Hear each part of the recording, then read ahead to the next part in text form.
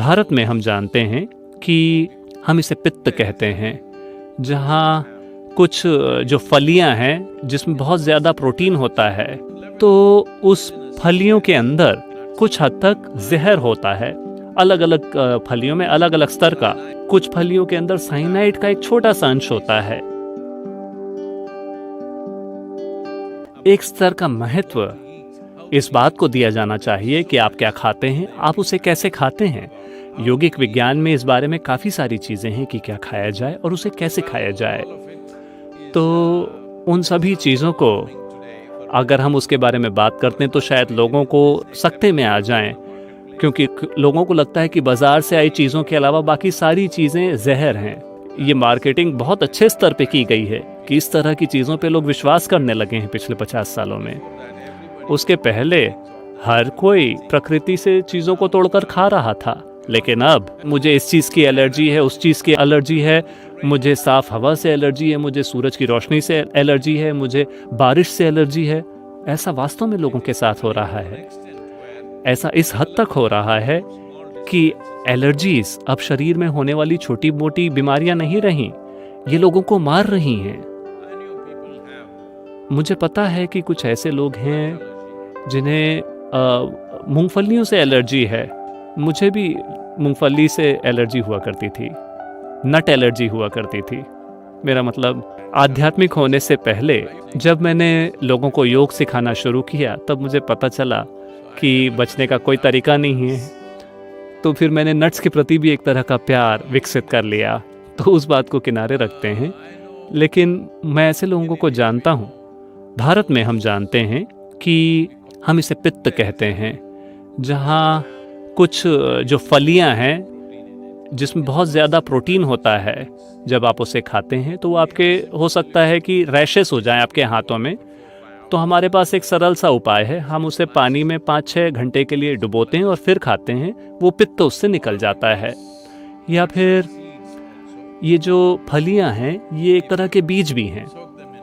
अगर आप उन्हें पानी में भिगोते हैं, जैसे ही वो पानी को छूता है, उस फली का अपना खुद का एक दिमाग होता है। वो ये सोचने लगता है कि उसे अब अंकुरित होना होगा। उसे लगता है कि उसे अपने अंकुरित होने के लिए एक जगह मिल गई, क्योंकि वो उसी का इंतज़ार कर रहा था। तो जब वो अंकुरित होना चाहता है, जब वो धरती के अंदर होता है, तो उसे पता है कि कई सारे दूसरे जीव मौजूद हैं जो उसे खाना चाहते हैं, कीड़े मकोड़े, काफ़ी सारी चीज़ें। तो उस फलियों के अंदर कुछ हद तक जहर होता है।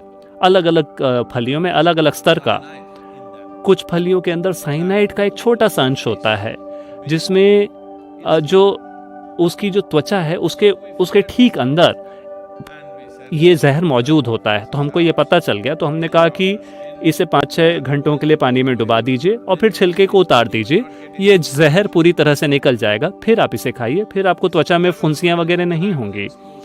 तो मुझे केवल इस स्तर की एलर्जी के बारे में ही पता था।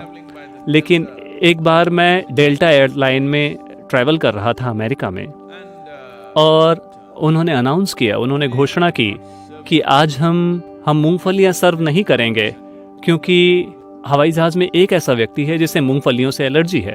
तो हवाई जहाज़ में एक व्यक्ति को मूंगफलियों से एलर्जी है और आप अपने मूंगफली के पैकेट को खोल नहीं सकते, क्योंकि उसकी मौत हो सकती है।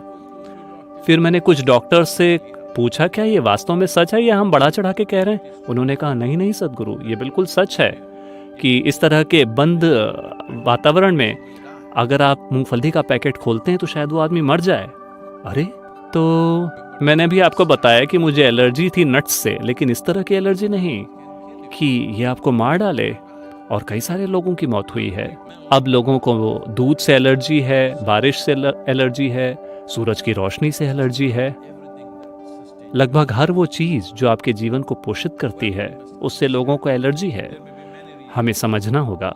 इसके शायद कई कारण हो, लेकिन मेरी समझ में, चीज़ों के मेरे बोध में इसका एक कारण ये है, मुझे लगता है हमारे अंदर ये सारे अलग अलग तरह के जीवन जो मौजूद हैं और जो हमारे जीवन की मदद कर रहे हैं, हमें वो बना रहे हैं जो हम हैं, हम उन्हें खुश नहीं रख रहे हैं।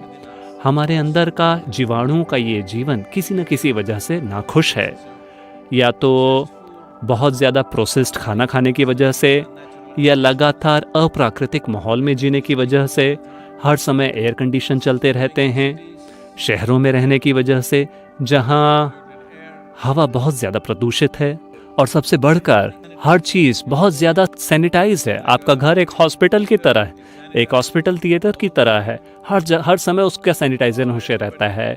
हर कोई हर समय अपने हाथ को साबुन से धोइए। देखिए, बैक्टीरिया, वायरस, माइक्रोब्स ये हमारा एक हिस्सा है।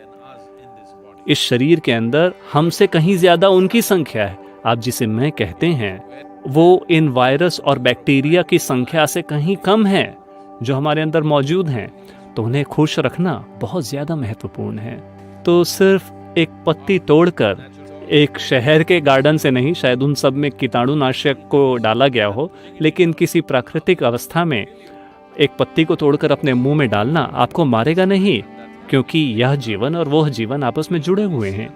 और सबसे बढ़कर धरती से संबंध तोड़कर रखना, जिस धरती से हम पैदा हुए हैं, जिस मिट्टी से हम पैदा हुए हैं, उससे अपना संबंध तोड़ना, उस मिट्टी पर जिस पे कि हम अंततः जाके मिलने वाले हैं, उससे अपना संबंध तोड़कर रखना। मेरे ख्याल से हमारे अंदर जो 1000 से ज़्यादा प्रजातियों के जीवाणु मौजूद हैं, वो खुश नहीं हैं। जब वो खुश नहीं हैं, अगर वो थोड़ा भी परेशान हो जाते हैं, तो आपकी तबीयत खराब हो जाती है, आपका मानसिक संतुलन बिगड़ जाता है, आपका भावनात्मक संतुलन बिगड़ जाता है। ये सारी चीज़ें हो रही हैं।